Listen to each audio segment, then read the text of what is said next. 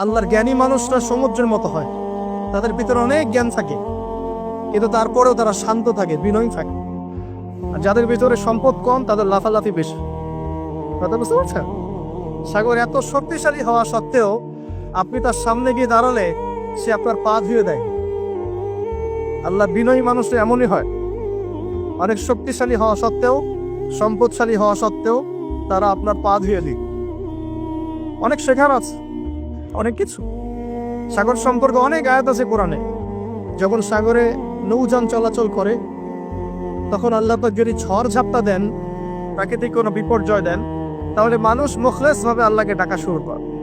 যখন সে সেখান থেকে উদ্ধার পায়, আল্লাহ পাক উদ্ধার করে দেন, বিপদ থেকে বাঁচিয়ে দেন, আবার সে আল্লাহর সাথে শিরক করা শুরু করে। এই আয়াতগুলো সূরা ইউনূসের মধ্যে আছে। তো আমরা চেষ্টা করব সাগরের মতো সম্পদশালী হওয়ার জন্য। সম্পদশালী ভিতর থেকে, ভিতরে সম্পদ থাকবে, যেমন ভিতরে জ্ঞান থাকবে, কিন্তু বাইরে বিনয়ী ভাব থাকবে। সাগরের মধ্যে পা ধুয়ে দেওয়ার মানসিকতা থাকতে হবে। এবং যখন সে আল্লাহর হুকুমে গর্জন প্রদান করা শুরু করে, তখন কিন্তু সামন পিছন সব ভাসিয়ে নিয়ে চলে। তাই নর্মালি শান্ত থাকতে হবে, যখন আল্লাহর হুকুম আসবে তখন ছাপিয়েও পড়তে হবে। কথা কি বুঝতে পারছেন?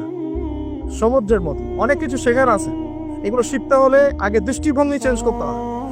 সাধারণ মানুষের মতো সব দেখলে হবে না, আপনাকে খিদির আলাইহিস সালামের মতো দেখতে হবে। কার মতন? মুসা আলাইহিস সালাম বলছেন যে নৌকা ফুটা করলেন কেন? সূরা কাহফ কেউ পড়েছেন? সূরা কাহফ পড়েছেন তো? নবী মুসা আলাইহিস সালাম বলছেন নৌকা ফুটা করলেন কেন? তিনি বলছেন নৌকা ফুটা না করলে জলদস্যু নিয়ে চলে যেত। মুসা আলাইহিস সালাম বলছেন নিষ্পাপ বাচ্চাকে হত্যা করলেন কেন? খিদির আলাইহিস সালাম বলছেন এই বাচ্চাকে হত্যা না করলে এই বাচ্চা বড় হয়ে বড় কাফের হতো, পিতা মাতাকেও কাফের বানান। মুসা আলাইহিস সালাম বলছেন এই দেয়াল কেন নির্মাণ করলেন পারিশ্রমিক ছাড়াই? তিনি বলছেন দেয়াল নির্মাণ না করলে এর নিচে থাকা সম্পদ, এতিম বাচ্চাদের সম্পদ মানুষ নিয়ে চলে যেত। তিনটা প্রশ্নেই মুসা আলাইহিস সালাম বাইরের চোখ দিয়ে দেখেছেন, খিদির আলাইহিস সালাম তার ভিতরের চোখ দিয়ে দেখেছেন। এই যুগে যদি আপনি ফিতনা চিনতে চান, সভ্যতাকে চিনতে চান, তাদের প্ল্যানগুলো বুঝতে চান, স্বাভাবিক দৃষ্টিভঙ্গি দিয়ে দেখলে হবে না, ভিতরের চোখ দিয়ে দেখা শিখতে হবে। এটা সবচেয়ে বড় কথা আজকের মাহফিল। দৃষ্টিভঙ্গি চেঞ্জ করতে হবে, তারপরে আপনি ফিতনা ধরতে পারবেন, সমাধানও খুঁজে বের করতে পারবেন ইনশাআল্লাহ। তবে বাস্তবতা কি জানেন? বাস্তবতা হচ্ছে খিদির আলাইহিস সালামের মতো মানুষদেরকে এই সমাজ মূল্যায়ন করে না। যাদের মধ্যে খিদিরের মতো অন্তর্দৃষ্টি আছে তাদেরকে সমাজ মূল্যায়ন করে না, তাদেরকে মানুষ বলে পাগল। যেমন নবী সাল্লাল্লাহু আলাইহি ওয়াসাল্লামকেও মানুষ বলেছিল মাজনুন, পাগল হয়ে গেছে।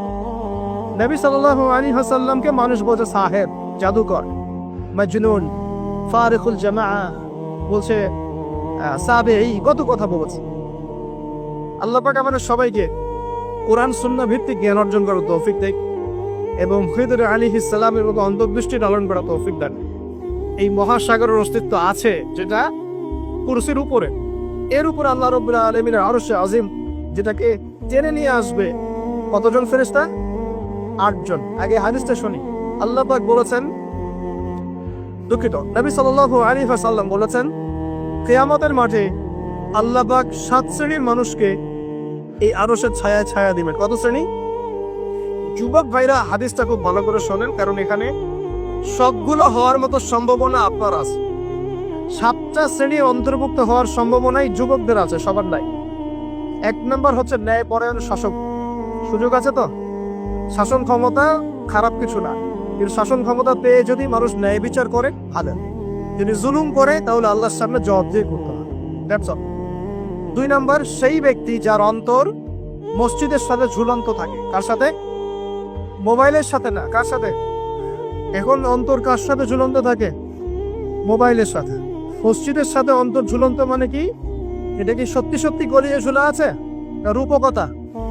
মানুষ তো রূপক অর্থ বুঝতে পারে না এখন।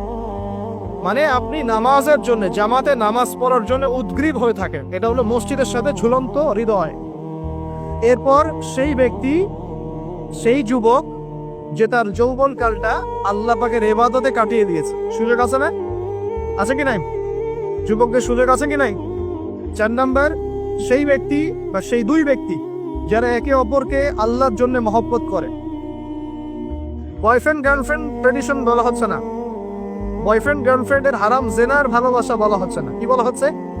দিনের জন্য, আল্লাহর জন্য দুজন পরস্পরকে ভালোবাসে, আল্লাহর জন্যই বিচ্ছেদ করে।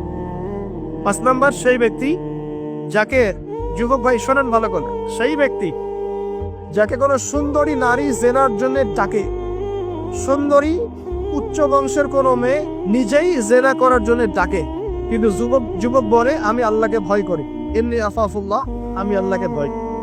এরকম যুবক আছে এখনো বাকি সমাজে? এখন তো ইচ্ছা করেই মানুষ জেনা করে। এখন তো জেনা এত সহজ, মানুষ 1000, 1500, 2000 টাকা দিয়ে জেনা করতে পারে। এই সমাজে জেনা সহজ, বিয়ে হয়েছে কঠিন। এই সমাজে জেনাটা সহজ হয়ে গেছে, বিয়েটা কঠিন হয়ে গেছে। এই জন্য বিয়ের ঝামেলা অনেকে যেতে চায় না। জেনা করেই তো আমি যা উদ্ধার করার করছি। বিয়ে করলে খাওয়াতে হবে, নিজের গায়ে দাঁড়াতে হবে, এই লাগবে সেই লাগবে, সুবহানাল্লাহ। কিন্তু প্রিয় ভাই মনে রাখবেন, যদি আপনি জেনা থেকে বেঁচে থাকতে পারেন, আল্লাহ পাক আপনাকে সাক্ষাৎ মৃত্যুর হাত থেকেও বাঁচাতে পারেন। এটা আমি এমনি এমনি বলি নাই, দলিল দিচ্ছি।